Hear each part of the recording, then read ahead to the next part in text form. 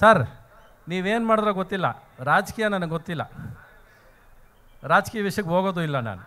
But ಒಂದಂತೂ ಗೊತ್ತು sir, ನೀವೇನು ಮಾಡಿದ್ದೀರಂತ, ಎಲ್ಲರ ಜೀವನಗನ್ನ ನೀರು ಕೊಟ್ಟು ತಣ್ಣಗೆ ಮಾಡಿದ್ದೀರಾ ಸರ್ ನೀವು. ಇದಕ್ಕಿಂತ ಇನ್ನೇನು ಒಳ್ಳೆ ಕೆಲಸ ಮಾಡೋಕ್ಕಾಗತ್ತೆ? ಒಬ್ಬ ಮನುಷ್ಯ ಇನ್ನೇನು ಮಾಡೋಕ್ಕಾಗತ್ತೆ? ಅಷ್ಟೇ ಮಾಡೋಕ್ಕಾಗೋದು. ಬೆಳಗ್ಗೆಯಿಂದ ಓಡಾಡ್ತೀನಿ ಸರ್, ಒಂದು ಚೂರು ಗಾಳಿ ಇಲ್ಲ ನನಗೆ ಇಲ್ಲಿ, ಏನೇ ಇಷ್ಟು ಬಿಸಿಲಿದೆ ಅಂದರೆ. ಅಂಥ ಜೀವನದ ನೀವು ತಣ್ಣಗೆ ಮಾಡಿದ್ದೀರಂತ ಅದು ದೊಡ್ಡ ಕೆಲಸ ಸರ್ ನೀವು ಮಾಡಿರೋದು, ಅದೇನು ಸಾಧಾರಣದ ಕೆಲಸ ಅಲ್ಲ.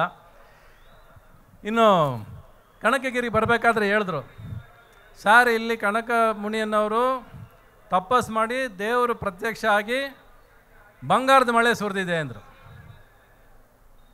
ಅಂಥ ಊರಿಗೆ ನಾನು ಬಂದಿದ್ದೀನಿ ಅಂದರೆ ನನ್ನ ಜೀವನದಲ್ಲಿ ಬಂಗಾರದ ಮಳೆ ಸುರಿಯಬೇಕು ಅಂತ ತಾನೆ ಇವಾಗ ಸಮಯ ಬಂತು ಅಂತ ತಾನೆ. ಅರೆ 60 ವರ್ಷ ದುಡ್ದಿದ್ದೀನಿ ರೀ ನಾವು. ನಮ್ಮ ಅಪ್ಪ ಲೆಕ್ಕ ತಗೊಂಡ್ರೆ ಸಿನಿಮಾ ಇಂಡಸ್ಟ್ರಿಯಲ್ಲಿ 60 ವರ್ಷದಿಂದ ಸಿನಿಮಾ ಒಂದೇ ನಾವು ಮಾಡ್ಕೊಂಡ್ಬಂದಿರೋದು. ನನಗೆ ಗೊತ್ತಿರೋದು ಸಿನಿಮಾ ಒಂದೇ ಮಾಡೋದಕ್ಕೆ.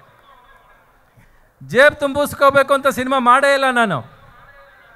ಜೇಬು ಖಾಲಿ ಇವತ್ತು, ಹೃದಯನೂ ಖಾಲಿ ಇವತ್ತು. ಯಾಕಂದರೆ ಮತ್ತೆ ಪ್ರೀತಿ ತುಂಬಿಸ್ಕೋತಾನೇ ಇರ್ತೀನಿ ನಾನು. ನನಗೆ ಬೇಕಾಗಿರೋದು ಅದೊಂದೇ.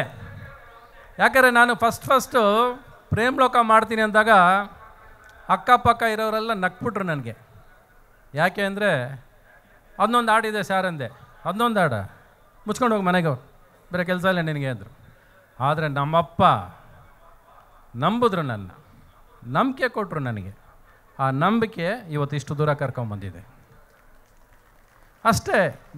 ಯಾವತ್ತೂ ಎದುರಲಿಲ್ಲ ಅವರು, ಯಾವತ್ತೂ ಬೈಲಿಲ್ಲ ಅವರು. ನಾನೇನಾದರೂ ಜೀವನ ಇಷ್ಟು ದೂರ ಬಂದಿದ್ದೀನಿ ಅಂದರೆ ನನ್ನಂಥ ಅದೃಷ್ಟ ಮಾಡಿದವನೇ ಇಲ್ಲ ರೀ ನನಗೆ.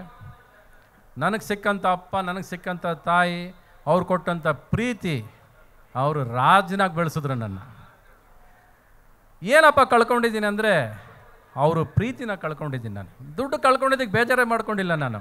ಬಟ್ ಆದರೆ ಪ್ರತಿ ಸಾರಿ ಇಂಥ ಸಮಾರಂಭಕ್ಕೆ ಬಂದಾಗ, ನೀವುಗಳು ಸೇರಿರೋದು ನೋಡಿದಾಗ, ನೀವು ನನ್ನ ನೋಡಿ ಖುಷಿ ಪಟ್ಟಾಗ, ನೀವು ನಕ್ಕಿದಾಗ ನಮ್ಮ ಅಪ್ಪ ಅಮ್ಮ ನಿಮ್ಮ ಮುಖದಲ್ಲಿ ಕಾಣಿಸ್ತಾರೆ ನನಗೆ. ಮತ್ತೆ ಅವ್ರ ಜೀವನದಲ್ಲಿ ಬಂದರು, ಮತ್ತೆ ನಂಬಿಕೆ ಬಂತು ಅಂತ ಹೇಳ್ತೀನಿ.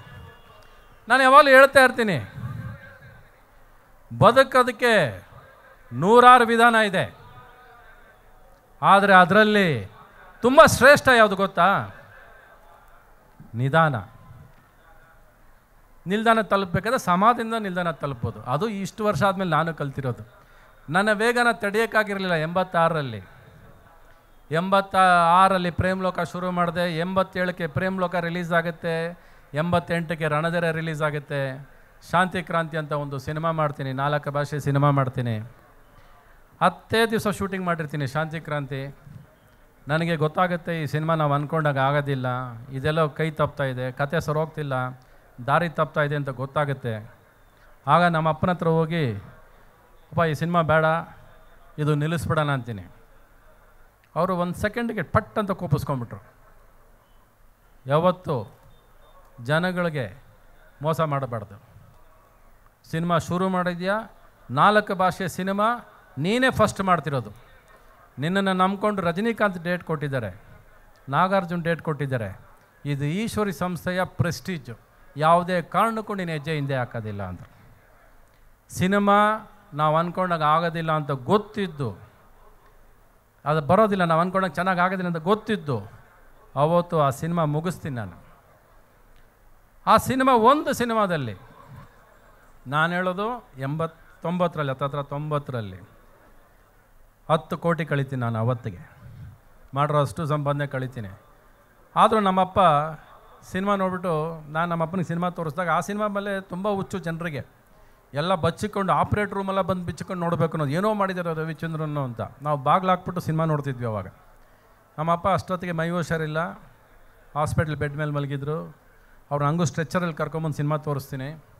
ಅವ್ರಿಗೊಂದು ಮಾತು, ಸಿನಿಮಾ ಎಲ್ಲ ಆದಮೇಲೆ ಅಪ್ಪ ಸಿನಿಮಾ ಹೇಗಿದೆ ಅಂತ ಕೇಳ್ತೀನಿ.